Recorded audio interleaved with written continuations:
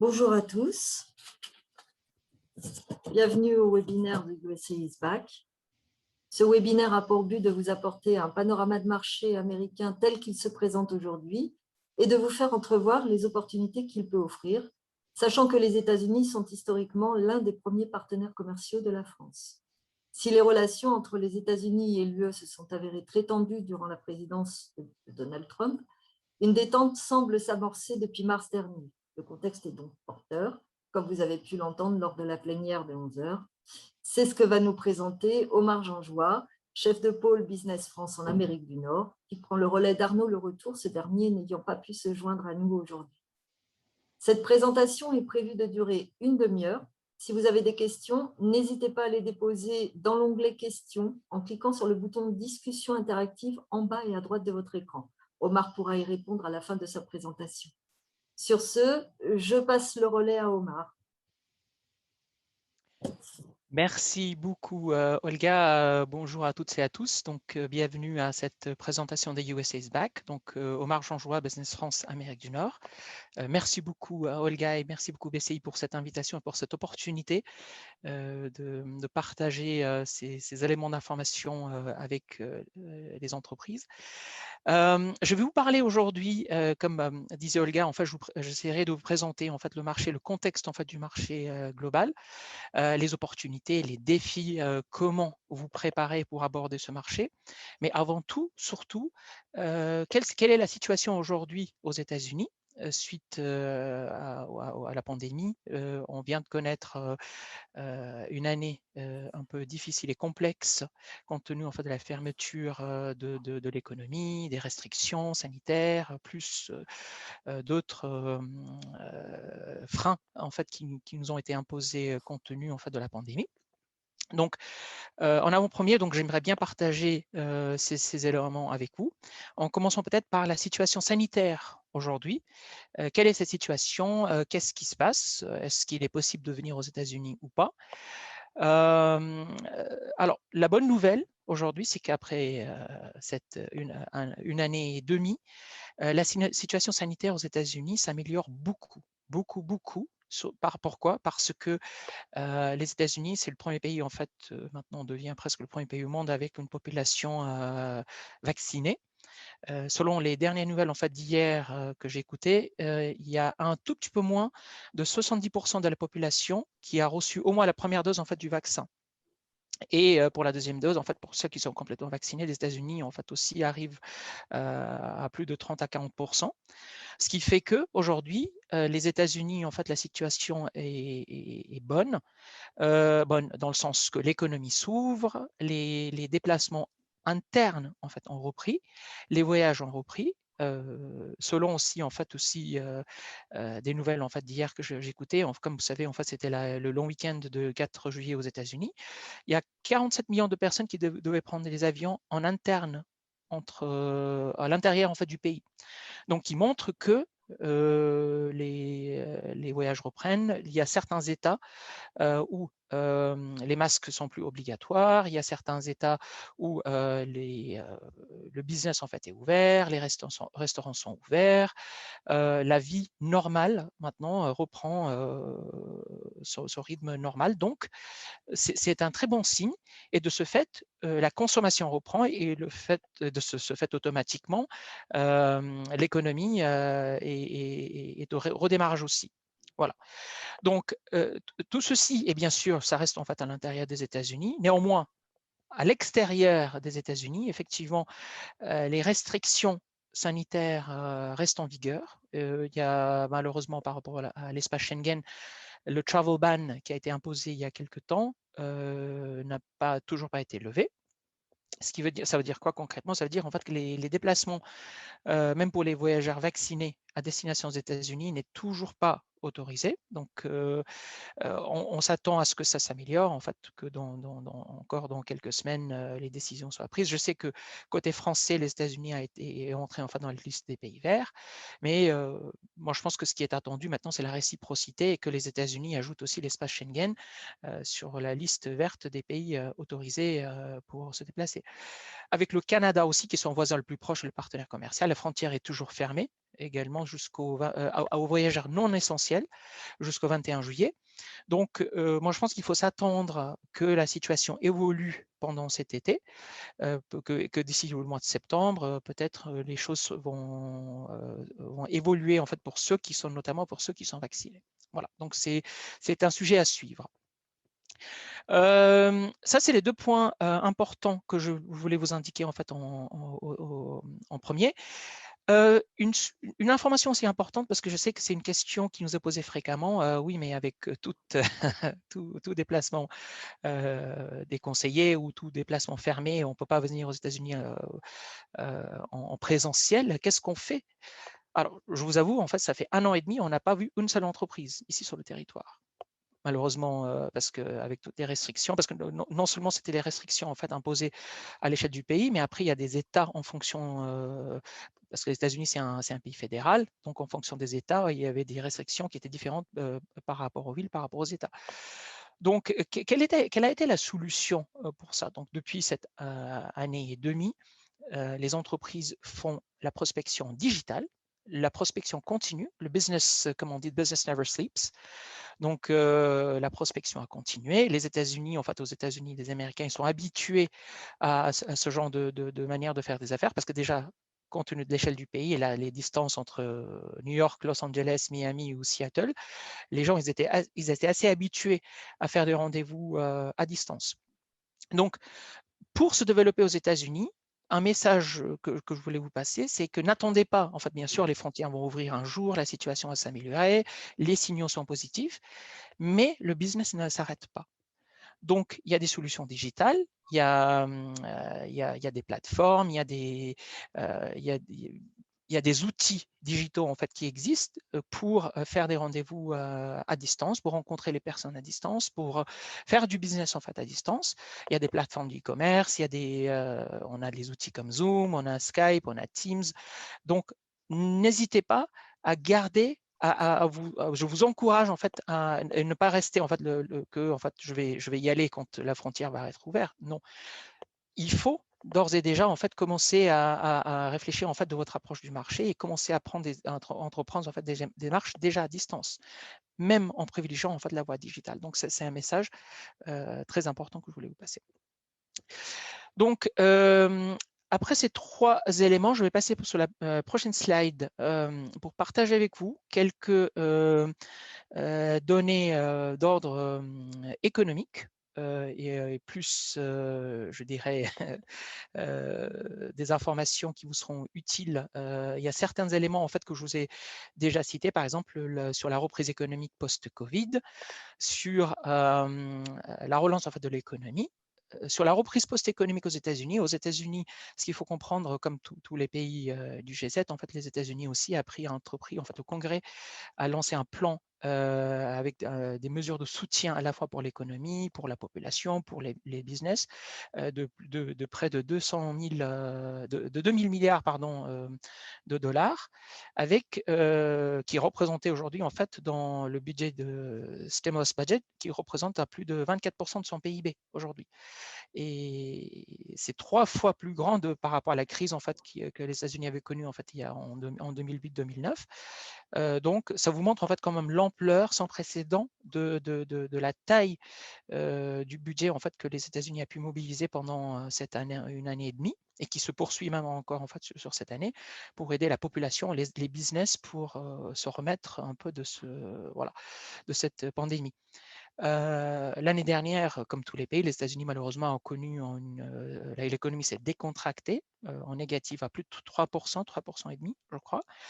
Mais maintenant, avec l'ouverture et le business en fait qui reprend, donc la croissance devrait être double en fait, à plus de 6% selon les prévisions, avec le taux de chômage en fait qui a fortement reculé. Parce qu'avec la consommation, le business reprend, plus de population est mobilisée, et il y a plus d'emplois en fait qui sont créés.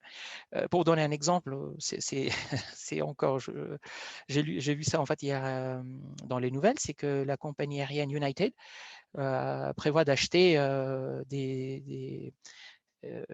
des appareils, des avions. Donc, avec ces avions, en fait, ils vont engager encore plus de personnel et il est attendu en fait que 25 000 emplois soient créés avec la reprise en fait des voyages internes en fait à l'intérieur du pays. Donc, ça, c'est des signaux comme ça qui montrent que les États-Unis, en fait, la direction des États-Unis, et c'est vraiment en bonne voie et que les signaux sont aujourd'hui en fait très très positifs. Quelques informations par rapport aux échanges avec la France. Comme Olga a pu dire, en fait, les États-Unis aujourd'hui est l'un des principaux et le principal premier partenaire commercial de la France en fait sur le continent nord-américain. Les relations avec la France sont très très stables et à tel point que c'est même en fait la balance commerciale est en faveur de la France. Les États-Unis aujourd'hui, comme vous savez, en fait, est le deuxième client de la France. Et aux États-Unis, en fait, la France, les produits français, le positionnement en fait de savoir-faire français, en fait, la France a une très très bonne image, une très bonne position par rapport par rapport à ses produits, par rapport à ses services en fait qui sont proposés. Voilà. Donc voilà. Donc ici, c'était les principaux messages en fait que je voulais passer sur cette slide là. Si on passe en fait sur la prochaine slide, j'aimerais bien partager avec vous quelques éléments importants aussi par rapport aux secteurs qui sont intéressants, par rapport aux accords de libre-échange.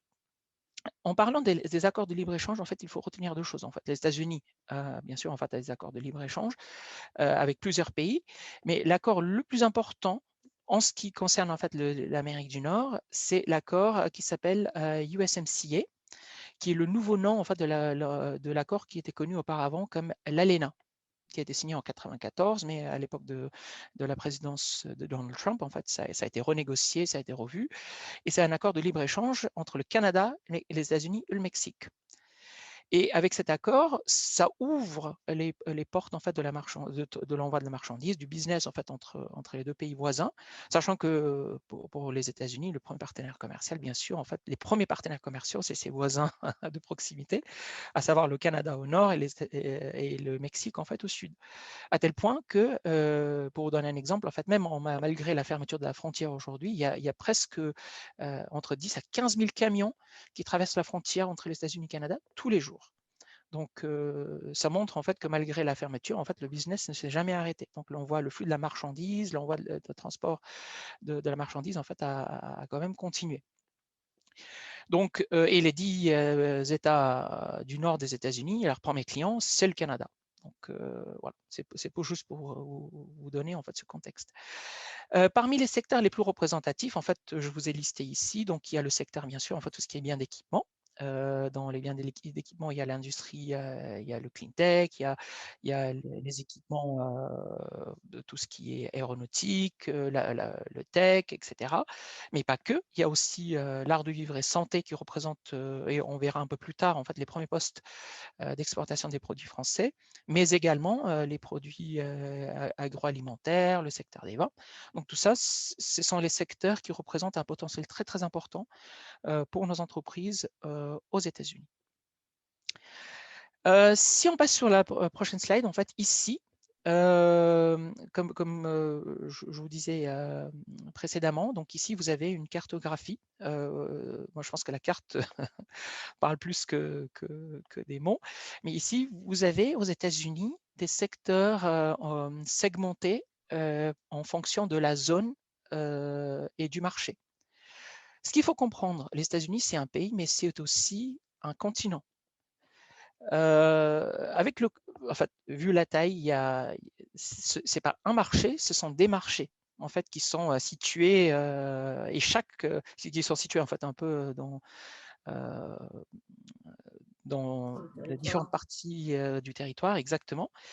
Et chaque zone représente un potentiel important en fait par rapport au secteur qui est le plus représentatif en fait pour cette zone. En fait, pour prendre un exemple, en fait, dans le Midwest aujourd'hui, le Midwest, la zone de Chicago, l'Illinois, Michigan, à Détroit, en fait, toute cette zone-là, ça c'est vraiment les biens d'équipement, et en plus, en fait, dans les biens d'équipement, c'est le secteur automobile. C'est là, en fait, des trois, et cette zone-là, en fait, c'est les constructeurs d'automobiles, c'est tous les sous-traitants, en fait, etc.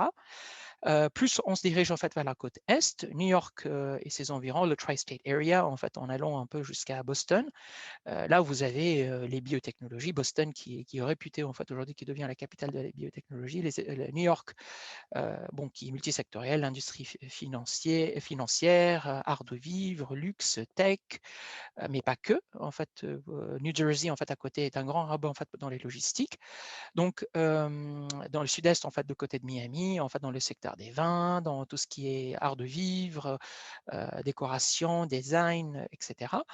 Plus on se dirige vers le centre des États-Unis, Texas, en fait, bien sûr, traditionnellement le pétrole, mais pas que. Aujourd'hui, on arrive en fait sur des secteurs un peu plus pointus comme le clean tech, comme l'hydrogène. Aujourd'hui, l'hydrogène en fait est très à la mode en fait aujourd'hui, donc l'hydrogène est très présent. Plus on se dirige en fait vers l'ouest des États-Unis, donc là on entre encore en fait dans le secteur comme les vins, Napa Valley en Californie, mais pas que, la Silicon Valley parce qu'on parle de San Francisco, mais pas que, parce que Seattle, c'est le hub en fait de Boeing, mais pas que, parce que à côté, il y a aussi Microsoft, Amazon, en fait, qui sont les deux plus grands employeurs. Donc, vous voyez, c'est assez disperse. En fait, chaque zone en fait représente en fait un peu sa propre ses propres potentiels, un peu sa propre économie. Mais quel est le message clé en fait que j'aimerais bien passer en fait en vous montrant en fait cette carte là, c'est que lorsque vous approchez votre marché, en fait, lorsque vous préparez votre approche en fait du marché, il faut toujours choisir l'endroit par où vous devez commencer, parce qu'il ne faut pas traiter les États-Unis comme avoir un marché en fait voisin en Europe, parce que ça c'est un marché de proximité pour vous. En fait, aller au Royaume-Uni, aller en Espagne ou aller en Allemagne, ça reste en fait les marchés à côté, mais les États-Unis, il faut le considérer pas comme un marché, mais comme différents marchés. Et il faut choisir sa zone, et il faut se préparer en fonction de sa porte d'entrée, en bien sélectionnant en fait sa zone. Donc ça, c'est un message important que j'aimerais bien vous indiquer. En fait, pour vous donner un exemple, aujourd'hui, il y a plus de 4600 filiales françaises en fait qui ont fait le choix de s'installer aux États-Unis, de sociétés de toutes les tailles, en fait, en allant d'une petite start-up de quelques personnes, en allant jusqu'aux grands groupes ayant des milliers d'employés aux États-Unis. Et ces sociétés, en fait, ont fait des choix stratégiques en fonction du secteur représentatif, en fonction de leur clientèle, en fonction du potentiel. Et ces entreprises sont très bien présentes aux États-Unis. Et puis les États, en fait, pour vous citer quelques États en fait, qui sont les plus qui font plus de business avec la France. En fait, les deux premières sont bien sûr l'État de New York, en fait, la Tri-State Area de New York, plus la Californie, qui arrive en tête, suivi du Texas, dans les équipements et un peu dans les biens d'équipement. Voilà, donc c'est juste pour vous dessiner en fait un peu ce portrait en fonction du marché, pour vous placer un peu le secteur important. Voilà, et si on passe sur la dernière slide, en fait, voilà, donc c'est juste pour vous positionner en fait les États-Unis par rapport à dans son commerce extérieur, en fait, qui sont ses partenaires. Comme vous voyez, bon, les deux voisins du nord et du sud, en fait, sont les deux premiers, en fait, avec lesquels les États-Unis font plus de business. Bon, la Chine, malheureusement, même en dépit des tensions commerciales, reste quand même en fait un partenaire commercial. Voilà. Sur les premiers postes d'exportation française vers les États-Unis, donc bon, ce chiffre en fait peut évoluer parce que c'est pris en fait tous les trimestres ou tous les 6 mois. Mais comme vous voyez, en fait, les matériaux de transport, les produits pharmaceutiques, produits des industries agroalimentaires et les produits chimiques, parfums et cosmétiques sont les 4 premiers postes en fait d'exportation française vers les États-Unis. Comme je disais, en fait, les États-Unis, c'est au sein de l'Amérique du Nord, en fait, c'est le premier client de la France et son premier excédent en fait pour la balance commerciale, et représentant en fait presque 8% des exportations en fait françaises dans la région. Je vais juste conclure à la fin avec quelques recommandations pour vous aider en fait à mieux vous préparer pour approcher ce marché. Parce que comme je vous disais, en fait, aujourd'hui, le marché, en fait, c'est le premier marché au monde. C'est un marché de référence. C'est un marché qui est très mature. C'est un marché où vous avez des entreprises de partout qui viennent non seulement de la France, mais de l'Allemagne, de l'Angleterre, du Brésil, de l'Inde, du Japon. Comment vous préparez pour travailler ce marché? Comment s'approcher de ce marché? Qu'est-ce que vous devez faire? Eh bien, tout est dans la préparation. Tout commence en France. Tout commence avant de partir vers ce marché-là. Ce qu'il faut retenir, en fait, c'est un marché qui prend du temps, qui nécessite des ressources importantes, à la fois en termes d'investissement financier, mais aussi votre investissement personnel. Les cycles sont parfois très longs, les cycles des décisions, j'entends. Vous êtes en contact avec un prospect, vous discutez, vous travaillez avec un prospect, mais ça peut, avant que ça se transforme en fait dans une commande, ça peut prendre un petit moment. Et comme c'est un marché cher, anticiper, en fait, l'un des conseils en fait, que je vous ai cité ici, c'est il faut bien anticiper toutes ces dépenses-là parce que venir aux États-Unis, c'est un coût. Même à l'intérieur des États-Unis, se déplacer en fait, d'une ville à l'autre, en fait, ça peut vous paraître un peu cher par rapport à ce que vous connaissez en Europe. Par exemple, un vol entre New York et Los Angeles, c'est un vol quasiment intercontinental de 5h30, 6 heures, et avec un prix qui peut être en fait en conséquence. Donc ça peut représenter, pour des chefs d'entreprise, ça peut représenter un budget important. Et idem en fait pour les autres dépenses en fait à prévoir si vous recrutez ici, si vous décidez de vous implanter, quelle que soit votre stratégie, la meilleure approche pour vous préparer pour ce marché-là, c'est de tout anticiper et de préparer dans votre business plan en fait tous ces points-là avant même de partir, parce que quand vous partez en anticipant en fait vos dépenses, en anticipant le temps, en anticipant votre investissement personnel, et en anticipant la zone où vous souhaitez en fait aller, où vous souhaitez atterrir en fait, et bâtir en fait un peu votre business, tout ce travail-là est à faire en amont. Et ce travail vous aide, ce travail en fait, que ça peut être en fait une étude de marché, une étude de la concurrence, une sorte de benchmarking. Ça me fait venir en fait sur le point 2. Connaissez votre marché. Euh, Essayez de comprendre qui est là, qui fait la même chose que vous. Vous avez peut-être une compagnie américaine en fait qui a les mêmes produits, vous avez peut-être une compagnie allemande qui fait les mêmes produits que vous. Donc essayez de comprendre comment était la stratégie, quel est leur positionnement, comment est-ce qu'ils ont approché, est-ce qu'ils sont présents dans la ville en fait où vous êtes, parce que s'ils sont présents dans la ville où vous êtes en train de cibler, ça veut dire en fait qu'il y a un marché, il y a un potentiel en fait dans cette ville-là. Quel est leur business model? Donc tout ça fait partie de l'analyse au préalable qu'il faut réaliser en fait avant de venir en fait sur ce marché-là. Lorsque vous êtes en train de préparer en fait votre approche du marché, il y a aussi un élément très important par rapport aux références. Pourquoi c'est un élément clé? Parce que il y a beaucoup d'entreprises en fait qui nous disent ah bah moi je suis connu, j'ai un produit qui est excellent, tout le monde me connaît, je vois en Europe. Certainement c'est vrai, mais vous êtes peut-être connu en Europe, mais aux États-Unis personne vous connaît. Donc, c'est bien d'avoir en fait des points de référence, c'est bien d'avoir si vous avez des clients sur place, ayez les références en fait dans votre main parce que ça vous aide, ça vous sert à établir un contact. Ça brise parfois la glace parce que quand vous êtes avec un prospect qui vous dit ah ben, vous avez vendu à qui, si vous avez une référence que vous ne l'avez pas citée parce que vous pensiez que ce n'était pas important, si c'est important. Sauf si vous avez un NDA qui vous interdit en fait que non, il ne faut pas en parler. Il faut présenter ces références, non seulement les références que vous avez des États-Unis, mais toutes les références en fait mondiales, parce qu'aujourd'hui, c'est un marché global. Si vous avez vendu en fait ailleurs, toute référence que vous avez est la bienvenue, et puis toute référence que vous pouvez citer en fait est une référence utile.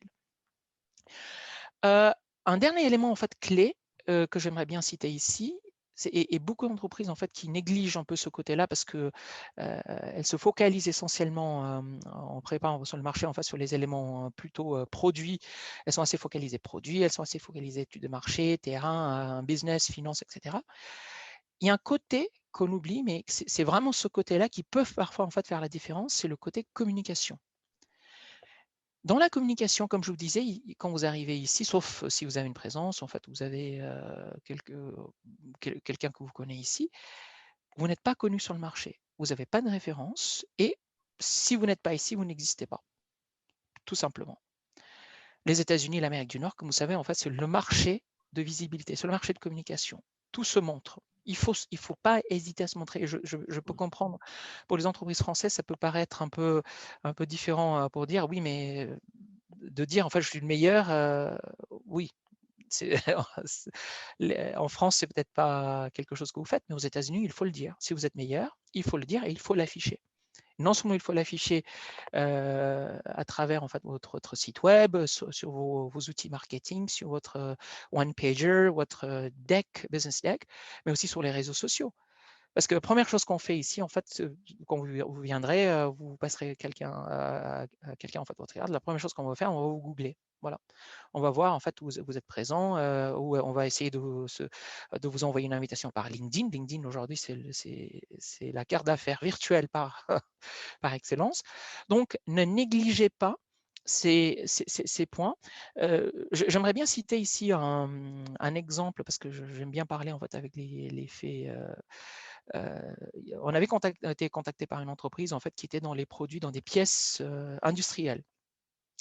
Et quand nous leur avons demandé, nous leur avons dit, bah, envoyez-nous votre plaquette, le brochure. En fait, ils nous ont envoyé un PDF tout simple, fait maison, avec des images prises très basse définition et un document, en fait, quand je regarde le document, c'était un document qui venait des années 90. Donc, j'étais obligé de leur demander que ce genre de document aujourd'hui n'était plus du tout d'actualité. Il fallait préparer en fait aujourd'hui une communication beaucoup plus adaptée en fait au marché, en fait un PDF en fait un peu plus un document fait avec un logiciel professionnel, avec des images en fait pro, avec une police qui est un peu plus moderne pour que cette démarche soit prise en fait au sérieux en fait par le prospect. Parce que si quand on envoie en fait un document comme ça, la société qui reçoit ce genre de document dans le cas de la prospection, parfois, elle considère que ce n'est pas une démarche sérieuse. En fait, c'est souvent, oui, c'est un document qui n'est pas correct, donc je jette dans la poubelle parce que c'est peut-être une sollicitation pas sérieuse. Donc, il faut vraiment préparer sur ces outils, il faut vraiment préparer sur ces éléments-là parce que c'est votre image ici qui est en jeu. Et l'image, la première image en fait que vous projetez, suivie bien sûr en fait quand vous rencontrez la personne, en fait après ça c'est une autre chose en fait, préparer son pitch, préparer son rendez-vous, mais tous ces éléments en fait il faut les anticiper, il faut les mettre dans votre boîte à outils de préparation en fait, à l'export. Et une fois que vous avez préparé tous ces aspects-là en fait, avant de votre départ, moi je pense que votre démarche de prospection sera beaucoup plus réussite et vous apportera beaucoup plus de fruits et répondra à vos attentes. Voilà.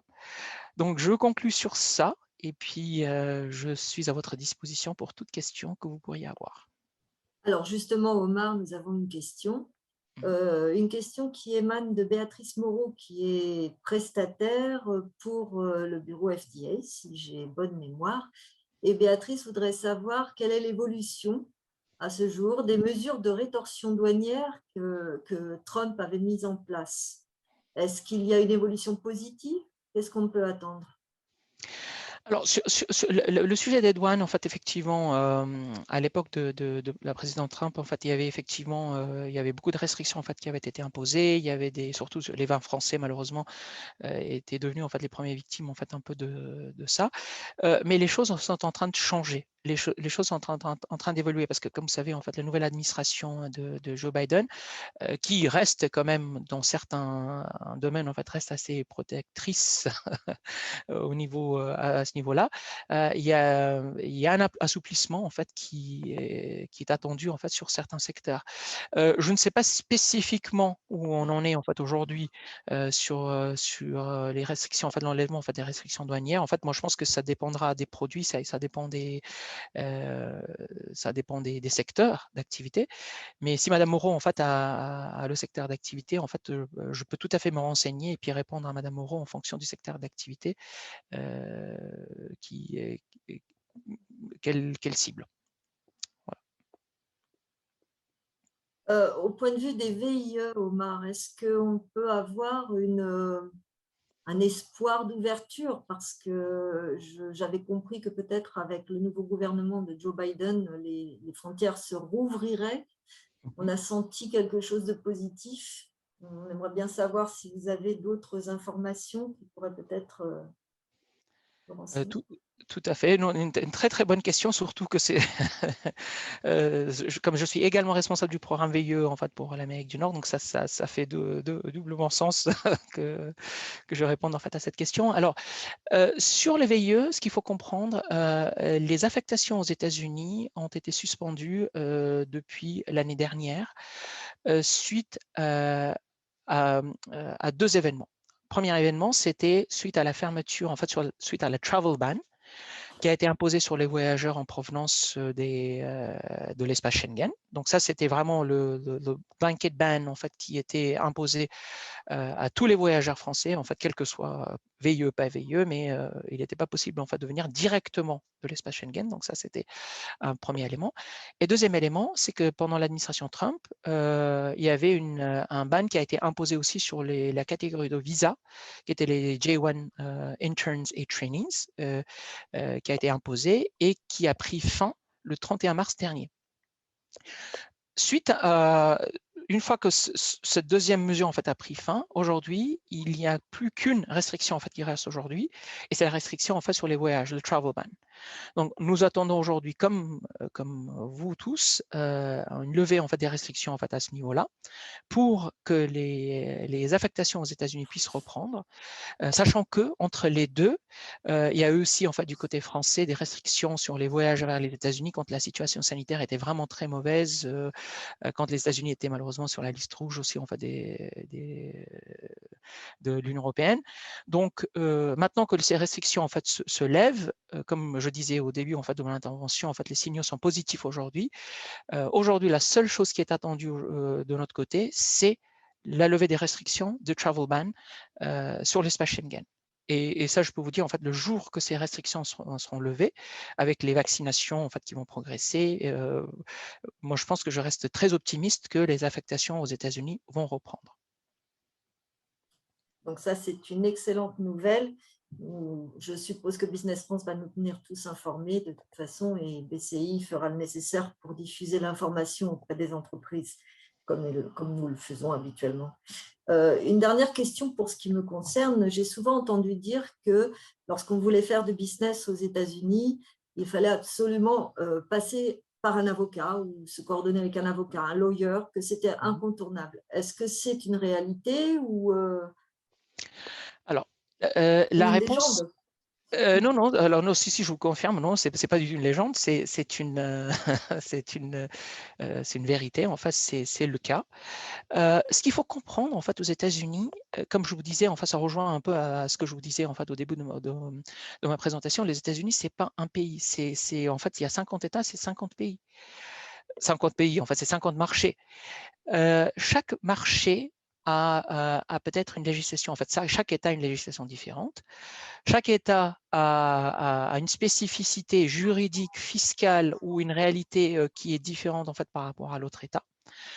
Et nous, notre recommandation, c'est qu'il faut être bien accompagné et bien conseillé dans cette démarche en fonction de l'état en fait, de sa destination.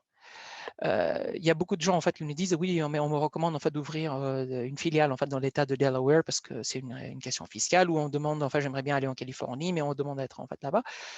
Écoutez, c'est un avocat, en fait, un spécialiste juridique, je préfère dire plutôt spécialiste juridique ou fiscal, le spécialiste est vraiment une personne clé qui peut vous orienter en fait en matière en fait qui peut vous aider en fait à faire face en fait à tous ces problèmes administratifs, si je puis dire, et pas que parce que le rôle d'un avocat en fait n'est pas limité, ou d'un expert juridique n'est pas limité qu'à ça. Il peut y avoir en fait des tas de questions qui sont liées parce qu'aux États-Unis, quand on veut signer en fait un papier, en fait, je donne un exemple, mais vous avez un prospect, le prospect vous demande de signer un NDA, une clause de confidentialité, ou un prospect en fait veut signer un test bêta avec vous, vous demande de signer certains papiers, ou vous êtes confronté en fait avec, vous voulez faire en fait une acquisition, en fait vous voulez vous implanter, mais par la croissance certaine, vous voulez faire un due diligence et vous souhaitez un avis, un conseil en fait sur les entreprises. Donc Les experts sur ces sujets, un accompagnement en fait par ces experts est vraiment recommandé parce que moi je pense que depuis la France, vous ne pouvez pas appréhender en fait toutes ces difficultés à distance et les gens qui connaissent en fait, qui font face en fait à ces réalités, il faut avoir en fait accès à leur expertise pour pouvoir avancer dans votre projet. Voilà. Bien, je ne vois pas d'autres questions s'annoncer. Nous allons attendre un petit peu pour le cas où les gens souhaiteraient quand même un éclaircissement supplémentaire.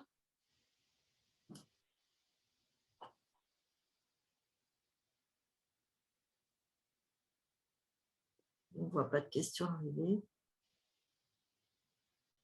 Donc, ben, ça veut dire que la présentation était complète. De toute façon, Omar reste à disposition pour répondre à toute question. Omar fait partie du réseau de BCI en tant que prestataire agréé. Omar fait également partie de Business France, qui est l'opérateur national pour l'internationalisation des entreprises. Si vous aviez quoi que ce soit à demander, il reste à disposition même après l'Open. Donc, n'hésitez pas à le consulter pour toute question complémentaire. Donc, écoutez, je vous remercie tous de votre participation. Je remercie également Omar pour toutes ces explications, ces éclaircissements. J'ose espérer qu'ils ont répondu à vos attentes. Et donc, écoutez, je vous donne rendez-vous pour un prochain webinaire. Et je vous souhaite une bonne après-midi à tous. Merci Omar, merci à tous. Merci Au beaucoup revoir. Olga, merci à tous, au revoir. Au revoir.